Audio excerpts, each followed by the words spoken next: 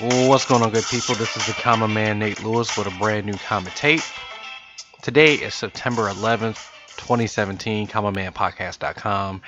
And first off, thoughts and prayers to all those affected by Hurricane Irma, including those in the Caribbean, those in Florida, and it's making landfall now. I was just watching a story about it hitting Charleston. So, everybody be safe. Thoughts and prayers with you.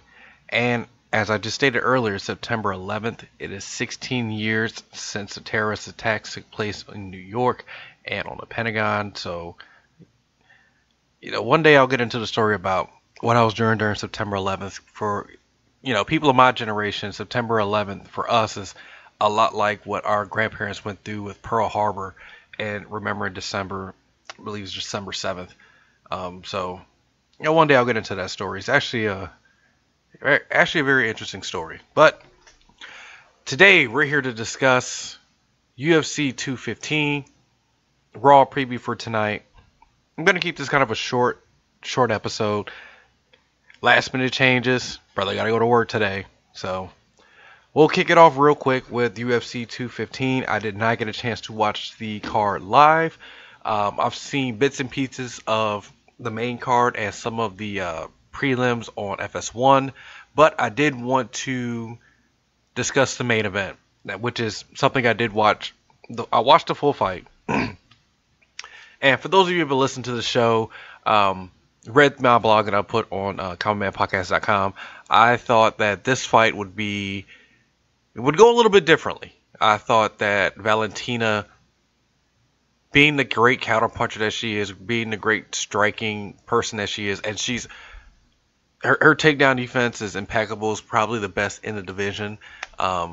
Anytime she's gone to the ground, she's very active, avoids getting in any danger, and is very aggressive offensively on the ground.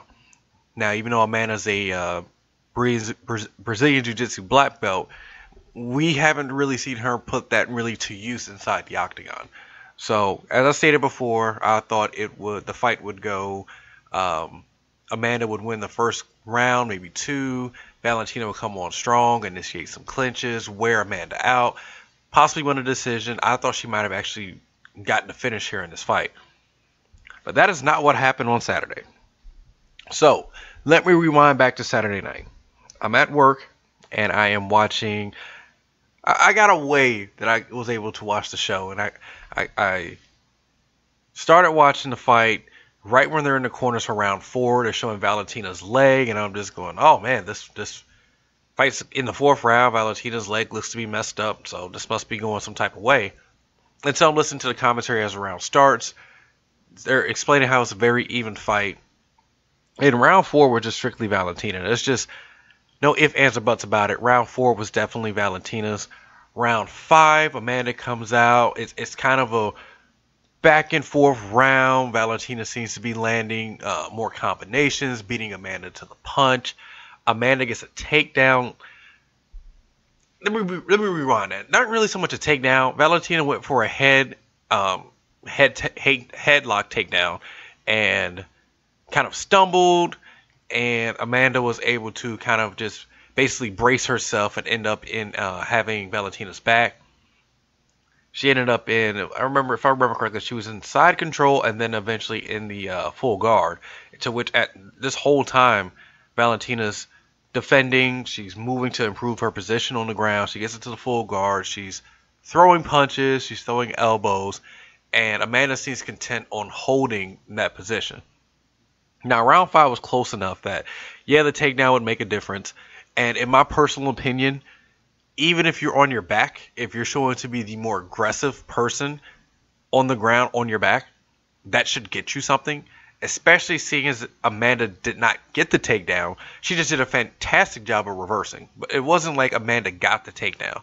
So if this was me scoring it, I would have scored this round for Valentina. But as I'm watching this fight live, I thought they'll give that round to Amanda because she ended up on top. And that's just no ways around it. Decision comes in 47-48, 48-47, 48-47. Split decision, Amanda Nunes. And still your UFC Women's Bantamweight Champion. Now, after this fight happens, I hit the UG, I hit MMA Droogs, on Facebook, just trying to get everybody else's reaction. Because again, I've only seen the final 2 rounds, and it looked like I figured it would get scored 1-1 apiece. I would have had it 2 rounds for Valentina, but I just off of what's going on in my head, I know it would be 1-1. And the first couple of headlines I read on the UG and the first couple of headlines I read on several Facebook groups is that Valentina was robbed. So I'm thinking in my head, man, I got to watch these first 3 rounds to see how this went. So as I'm looking for a link, some people are kind of feeding me information, basically saying, hey, you know, it was close all 3 rounds. All 3 rounds were close. I had Valentina edging. And if you listen to the broadcast, I think towards the end of the broadcast, they said every stat was basically in Valentina's favor. That since you've gotten, I believe that was the unofficially was the live broadcast, and then a third party does the, and I could be wrong, someone correct me if I am wrong on this. A third party goes and gives you your official strikes, to which at that point Amanda then seems to have the advantage there. Now, if I was a better prepared host, I'd have this pulled up already to see what others in the business, MMA scores, have given the scores on this fight. And I'm going to do that actually while I continue to bring this up. So, yesterday I was able to find I had some time between all the football. And I said, you know what, I'm going to go ahead and try to find this fight and watch the first 3 rounds. So as I'm watching the first 3 rounds, round 1 was Amanda's. Amanda landed really 3 really good inside leg kicks. She's able to control the distance. She was pressing forward, but to me that doesn't really mean as much when there's not a lot of volume striking going on around, and you didn't have that in this round. But as they're just kind of floating around, Amanda seems to be getting, using her length to her advantage. Valentina was able to land a couple of shots to make the round really, really close. But to me, Amanda took round 1. Round 2, you can say it was the mirror image of round 1, just flipped. Amanda was now was still pushing forward, but Valentina was beating her to every shot. She was able to land a couple of combinations. She landed a couple right hands to the chest of Amanda, so she's able to keep Amanda from pushing forward. And we'll get to more into what Amanda's strategy was here later. Her intention was really never to push forward, but Valentina was using her footwork to avoid. There was a right high kick that Amanda tried to throw, a couple of other inside leg kicks she was throwing that weren't landing. Valentina did a fantastic job of moving away from that and countering. Round 3, to me, is the pivotal round. Round 3 was very, very close. Both women were able to get nice shots landed on each other. This is the round that Valentina leg after one of those kicks started bleeding, but she actually inflicted the damage in that regard. It was a close round. And I was sitting there being objective, and I thought that Valentina won that round as well. And at that point, I was going to stop watching the fight. And I was just, all right, so I watched the last 2 rounds. Now I watched the first 3 rounds. I can form my opinion on this now, and I can go back and add my 2 cents in all across the ways. And at that point, I kind of said, no, finish watching the fight. Take in the fight as a whole. So I rewatched the 4th round. Valentina still won that round. And I still felt the same way about round 5. Except I thought you actually could have scored it much more easily for Valentina in round 5. If you'd have taken account her landing so many shots while she's on the ground.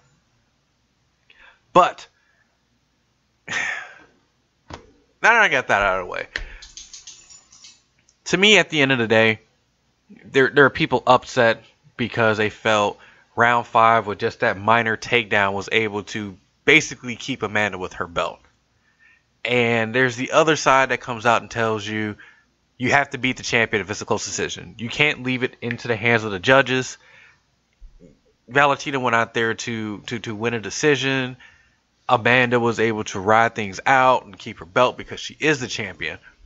And just my 2 cents is just flat out this. This was a close fight. If you say you have Amanda winning 3 rounds and you agree with the judges, I think you're wrong. But it's nothing for me to argue with about. There's no robbery here. Unless you're taking robbery in the sense of the wrong person won the fight. Then yeah, I would agree with that. I do think the wrong person won the fight. However, This isn't Bisping and Hamill, which I'll segue to that here in a minute. This wasn't Bisping Hamill. To me, this wasn't Hendricks and GSP. Oh God, there was man. I'm trying to think of that fight. There was one fight in particular. Believe it was a Sean Sherk fight. That was a fucking unbelievable, and it'll probably come to me later. Those are robberies. This was just close decision. I'm looking at the MMA scores. It looks like 1, 2, 3, 4, 5. I'm not gonna count all this on the air. More people had Amanda winning, or had Valentina winning than Amanda, but it's not like it's a runaway either. It's maybe by 1 or 2 publications at the most. So at the end of the day, Amanda's still your champion. You do have to go in there and you have to beat the champion. Now we get to the post-fight stuff. And with Amanda, she's saying she thought she won the fight, blah, blah, blah, all that stuff. That's great. We get to Valentina. Valentina is standing there with the best reaction ever. I've seen gifs of this. I'm going to use this gif to respond to so much bullshit that I see online. Just in disbelief, shaking her head, arms wide open. ¿Por qué? ¿Por qué? And she's incensed. She thought that she said that she was not hurt. Look at Amanda's face. She won this fight. The takedown didn't mean anything. I'm fighting off my back. She did nothing to hurt me. Next time I will win. Which, all that's fun, and she did exactly what she needed to do. This was a close fight. Valentina, to me, is clearly the second best woman in this division. She may be the best fighter in this division, but with rankings and Amanda being the champion, Valentina, to me, is clearly the second best fighter in this division. So, do I think the likelihood that they'll run this back and we'll have a immediate rematch? I don't think so. But Valentina, with this post fight to kind of cap off what was, it wasn't a boring fight. I'm reading a lot of that now. It wasn't a boring fight. It was a close razor fight with, you have a counter striker and a champion who has something to prove. And we might as well get into that now. Amanda, I believe it was during a press conference, stated that this fight wasn't for the fans. This was for her. She wanted to prove she can go 5 rounds. And I guess the best reaction to this is something I read on the UG. It was just a direct comment, flat out, that just said, the next time Amanda wants to prove she can go 5 rounds, she should let me know ahead of time so I know not to spend my $65. And there's something to that. If I'm a fighter, I'm not going into a fight saying I want to win a certain type of way to prove something to my naysayers. If I'm a Brazilian Jiu-Jitsu black belt, and Jiu-Jitsu and takedowns and the ground games is the way I win fights, is what brought home the bacon, is what made me a champion, I'm not going into a fight going, yeah, fuck that shit. Fuck all that strategy. Here's what I'm going to do. I'm going to go up there and box. And I'm going to show that I can box. Don't do shit like that. Now, if you want to implement parts of that into your game plan, I'm all for that. That's growing and adapting as a fighter. If you want to try to see how things will work for you in the octagon and in a pressure setting where you're in front of a crowd, do that. But to sit there and go, hey, my whole mindset going into this fucking fight is to go 5 rounds, is ridiculous. And I don't think I've ever heard anyone else say that, because no one else would do that. Because I gave you my opinion. I told you who I thought won the fight. Overall, the media thought Amanda lost the fight. You're willing to risk that just to prove you can go 5 rounds? You took out, in what many people's eyes, including my eyes, the pound for pound, I shouldn't say pound for pound, just the greatest women's champion we've ever had in the UFC. You destroyed Ronda Rousey in a round. You destroyed Miesha Tate and took the title inside the round. All those were exciting. The fans could learn to grow to get over some of her quirkiness that Amanda has. If you're a champion that's going out there and whooping ass, people will start to like you. And I believe there was another, I hate to keep plugging the UG here, but there's a thread going, why do you dislike Amanda? And, there's a bunch of personal stuff that gets thrown in there about, her lifestyle and her looks and things like that. To me, at the end of the day, you can be the biggest jackass on the planet. But if you're going out there and you're finishing fights, you'll get a fan base. And fans will want to see you. Not only will they want to see you because they want to see you lose, they know they'll get a finish. Not you'll go out there and you'll fucking want to prove something that you can go 5 rounds. That's horse shit. Now, I'm sure there was moments in her training camp. She's reading things. She's hearing things on talk radio. She's reading things on the internet saying that she gasses. And maybe there's something to you that wants to prove that, hey, my gas take is fine. I don't have a weakness. But your mindset can't be that I'm going to go out there and fight for that. But anyway, I'll get more into the UFC 215 card. I'm going to actually get to sit and watch a lot of it. I will say one thing, and I know there's plenty on this card that can be talked about, but just to kind of piggyback off this fight. So we had another fight on the prelims with Sarah McMahon, who Sarah, to me, if she had won that fight, is probably right in line for a title shot, along with Raquel Pennington. But it's been so long since we've seen Pennington in Octagon. You can easily see it being Sarah McMahon. And she goes out there and loses. So that may help Valentina as well in terms of getting, if it's not an immediate rematch, very close to getting another shot at Amanda Nunes. So that was UFC 15. From everything I'm reading, this card was it delivered really well. Some of the things a lot of people aren't talking about is how the show did at the gate. Apparently, the show didn't sell out at first, and then we got the fuckery with Demetrius Johnson and Ray Borg, and there were refunds issued, and then immediately gobbled back up. And apparently, more tickets sold in the last 48 hours before the fight than had been the week or two before. I'm just quoting from Dave Meltzer at Wrestling Observer. So the show did very well attendance-wise. We'll see how this shakes out in pay-per-view buys. Obviously, it's 2 weeks after Mayweather and McGregor. Big pay-per-view there. And as I pointed out on Twitter and as I pointed out on other social media platforms, I can't remember where I posted. I mean, basically in a 5-week time, you had Jones and Cormier, which was the biggest show they've had so far this year. And there were $65 for that. And then 2 weeks later, you got Mayweather and McGregor at $100. And then you turn around and give this show for another $65. And you look at that and you just go, you're asking fans of combat sports to spend a lot of money in a very short period of time. Even if it's Demetrius Johnson there, and let's say Demetrius Johnson was doing gangbusters at the box office, which isn't the case, but just follow me here. You're having to spend over $200 to watch combat sports in such a short amount of time. With football season coming up, with the end of summer, and kids going back to school, it's almost impossible. If this show, I'll say this right now, if this show does, if it does 175,000 buys, I wouldn't say I'd be shocked, I'd be amazed. If it does anything north of 200, I'm shocked. I did not expect this show, even with the main event intact, to do 200,000. I certainly don't expect it to do so now, even though the gate reflects differently.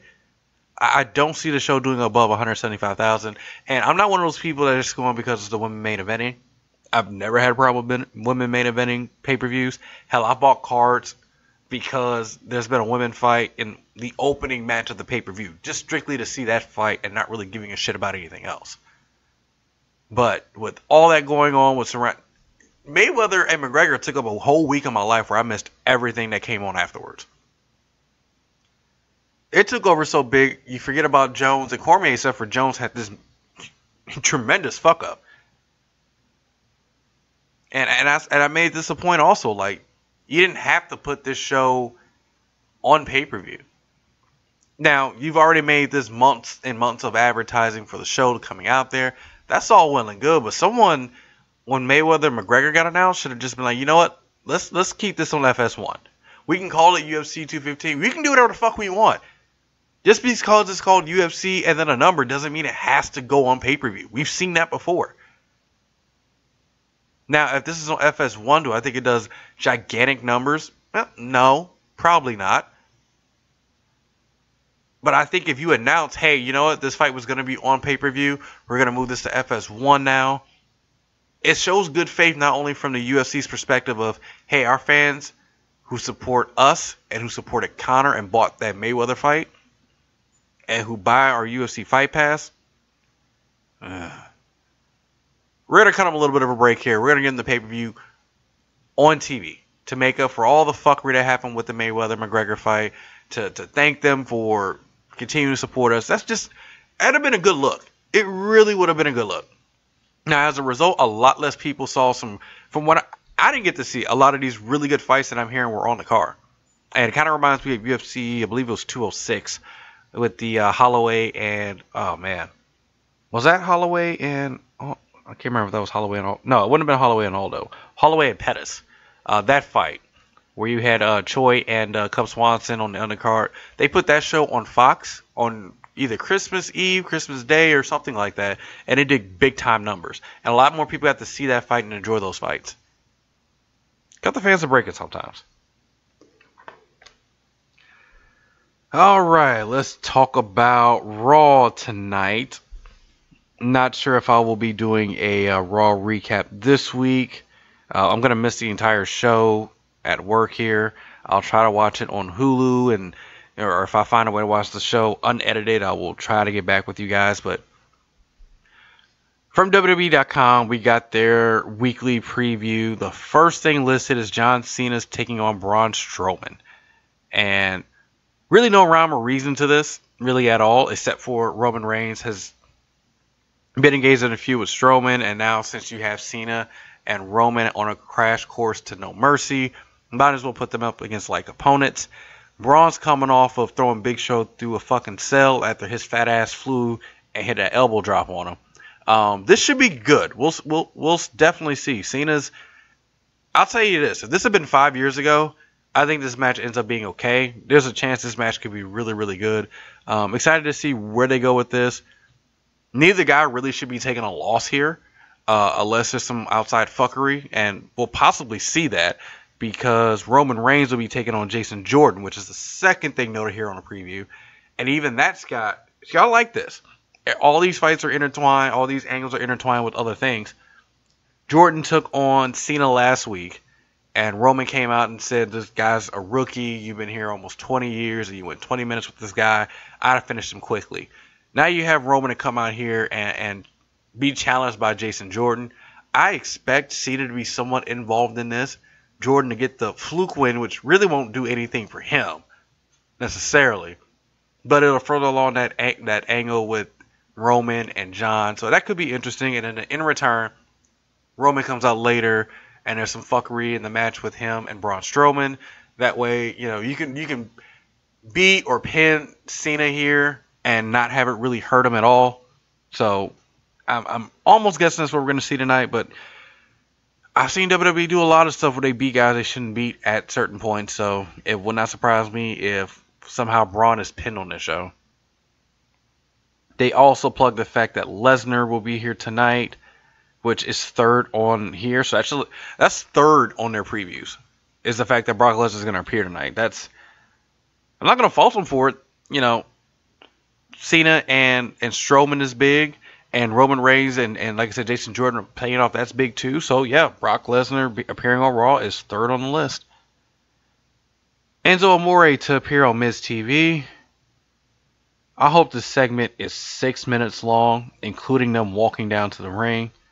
And Miz does most of the talking. I somehow doubt that would be the case. So it says, with his Miz Taraj in tow, the A-lister will deliver some hard-hitting questions to the outspoken Amore, who won the Fatal 5-Way match on 205 Live to earn a WWE Cruiserweight Championship match against Neville at No Mercy. What will Enzo have to say about the King of Cruiserweights? Man, just reading that, this has a recipe of not being good. You have two good talkers in there. We'll see. I'm not too excited about that one. Are Alexa Bliss's days numbered as Raw Women's Champion? What was once a singles rematch at WWE No Mercy, pitting Sasha Banks against Raw Women's Champion Alexa Bliss, has transformed into a fatal four-way match, including Nia Jax and Emma, after the two earned their way into the title bout by picking up a tag team victory over the Boss and Little Miss Bliss last week. Doesn't sound like they're plugging a match here, so I'm not sure what we're gonna get out of the women's angle here. This would be a nice time to get Emma on TV and get a win, to make people believe there's a possibility she may win at No Mercy, because right now she's set up to be the person to take the fall, most likely by Alexa, but we'll see what happens there. But yeah, they got to put, to me, you have to put Emma on TV, and Emma has to get a win. It doesn't matter if you bring in someone local. The only person right now who really cannot afford to take a loss is Nia Jax. So almost any other incarnation you have of this, Nia just can't be the one to take a pinfall.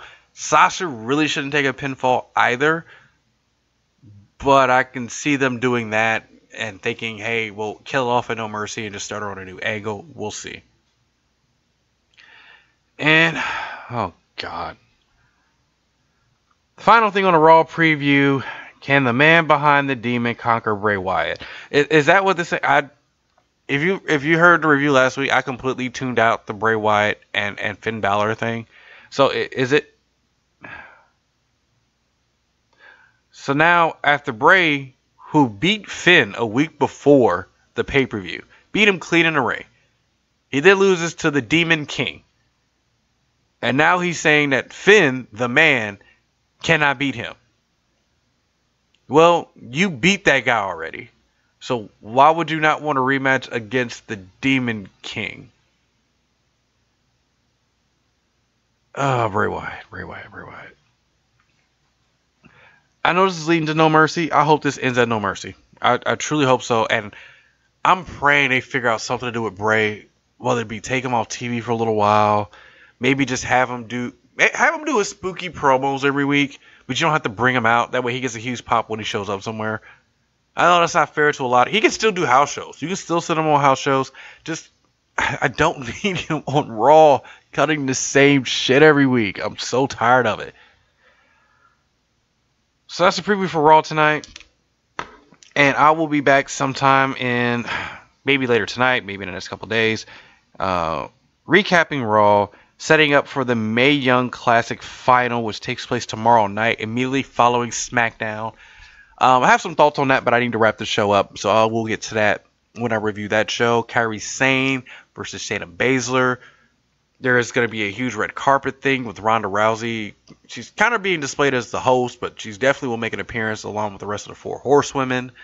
I hear WWE has been reaching out to various women in other sports to kind of make this, kind of pump this up a little bit. Apparently Stephanie McMahon is going to be doing an interview with Hannah Storm for NBC. So they're gonna make this a big deal. The match should be good, according to Dave Meltzer, a Wrestling Observer. The match itself will have as much time as it needs, but you have to remember they're still taping 205 Live, or they're still airing 205 Live immediately following this. They probably don't want to take all day with this, so I don't expect a 40-minute match between the two. We'll see. It should be interesting. If I had to go out on a limb here, to me, you don't need Shayna necessarily to win the tournament in order for the horsewomen versus horsewomen angle to come to fruition. You also don't need a run-in or anything like that. It can just be a small thing before the match, and maybe Shayna freaks out after the match. It shows any of the girls in the other four horsemen clan. You can go that way, or you can just have Shayna win the tournament and call out the other four horsewomen on the other side and challenge them. It can go either way. So right now, I believe, if I had to make a prediction, I would think Kairi Sane wins this, and that way she doesn't have to be bogged down with Shayna Baszler, and Shayna can move on to that feud, and Kairi can just focus on coming to NXT and immediately going after the title and whatever they're going to do with that title now that Asuka's been called up. I think that's the play here. I could be wrong. There's rumors that the winner of the tournament will become the new NXT Women's Champion. We'll have to wait and see how that goes. Should be entertaining. And I'm talking about tomorrow night and not even about tonight. So I'll be back to talk about that as well. And I'm going to wrap it up here. Thank you guys so much for listening. As always, follow me on Twitter at CommonManPod. On Facebook, the Common Man Podcast. Again, the website, commonmanpodcast.com. We are on SoundCloud, YouTube, Stitcher, iTunes, just wherever you listen to podcasts. I'm damn sure on it. Thank you guys so much for listening. Peace and chicken grease.